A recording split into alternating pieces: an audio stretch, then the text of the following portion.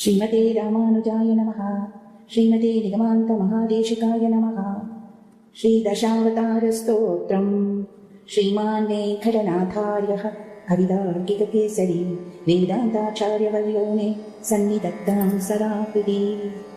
देवो न शुभमातनोतु दशधा निर्वर्तयन् भूमिकाम् रङ्गे धामनिलब्धनिर्भररसैरध्यक्षितो भावुकैः यद्भावेषु पृथग्विदेष्वनुगुणान् भावान् स्वयं बिभ्रति यद्धर्मैरिह धर्मिणी विहरते नानापृथिर्नायिका।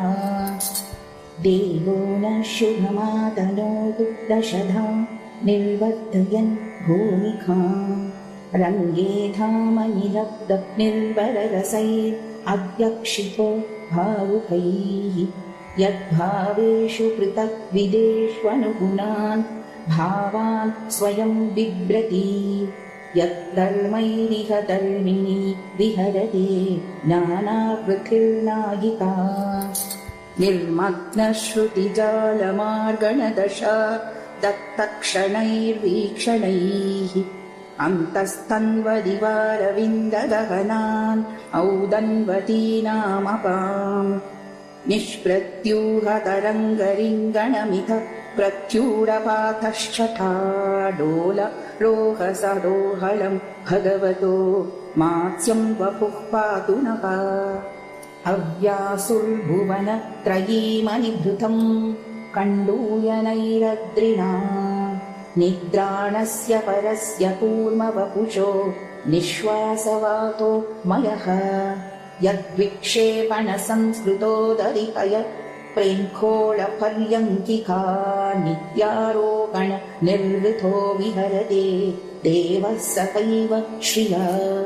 गोपायेदनिशं जगन्ति गुहना पौत्री पवित्रीकृतब्रह्माण्ड प्रलयोर्निघोषगुरुभिर्गोणारवैर्गुर्गुरैः यद्द्रंष्ट्राङ्कुरकोटिगाढघटना निष्कम्पनित्यस्थितिः ब्रह्मस्तम्भमसौदसौ भगवती मुस्तेव विश्वम्भरा।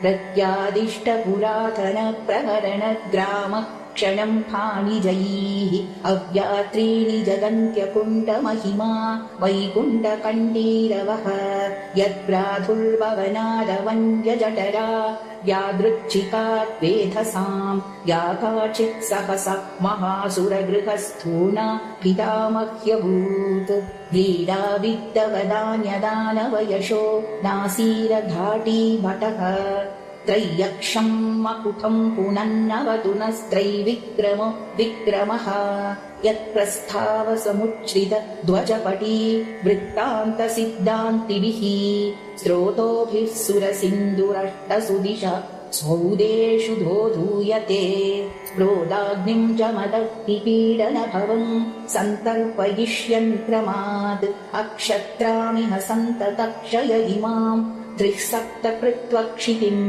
दत्त्वा कर्मणि दक्षिणां वचनतामास्कन्द्य सिन्धुं वसन् अब्रह्मण्यमपाकरोतु भगवान् आब्रह्मकीटं मुनिः पारावारपयो विशेषणकलापारीण कालानल ज्वालाजाल विहारहारिविशिख व्यापारघोरक्रमः सर्वावस्थसकृत्प्रपन्नजनता संरक्षणैकव्रती धर्मो विग्रहवान् धर्मविरतिं धन्वी स तन्वीतनः पक्कत्कौरवपट्टणप्रवृथय प्रास्तप्रलम्भादयक तालङ्कस्य तथाविध विहृतयस्तन्वन्तु भद्राणिनः क्षीरं शर्कर एव याभिरपृथग्भूता प्रभूतैर्गुणैः आकौमारकमस्त्वदन्तजगते कृष्णस्य था केलयः नाथायैव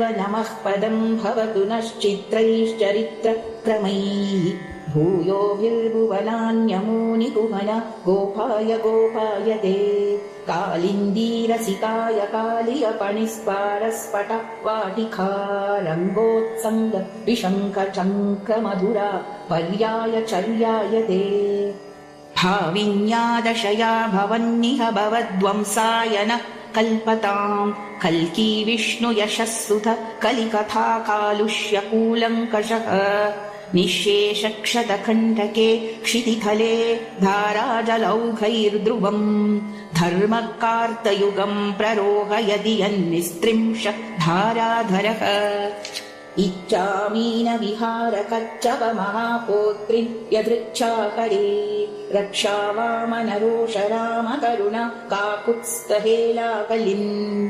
क्रीडावल्लवकल्कवाहनदशा कल्किन्निति प्रत्यहम् जल्पन्तः पुरुषा पुनन्ति भुवनम् पुण्यौगकन्यापणाः इच्छामीन विहारकच्चवमहापोत्रिम् यदृच्छाहरे रक्षावामनरोषरामकरुणा काकुत्स्थहेलाकलिन् क्रीडावल्लवकल्कवाहनदशा कल्किन्निति प्रत्यहम् जल्पन्तः पुरुषा पुनन्ति भुवनम् पुण्यौगकन्यापणाः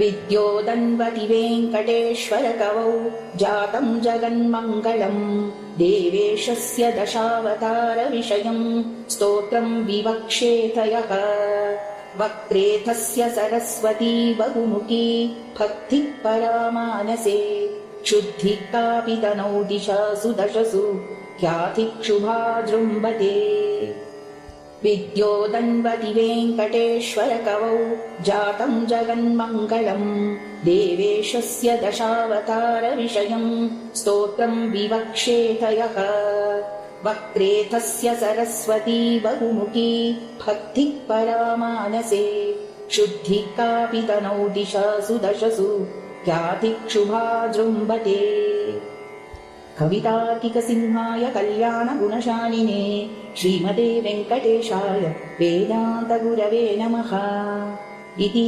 दशावतारस्तोत्रम् समाप्तम्।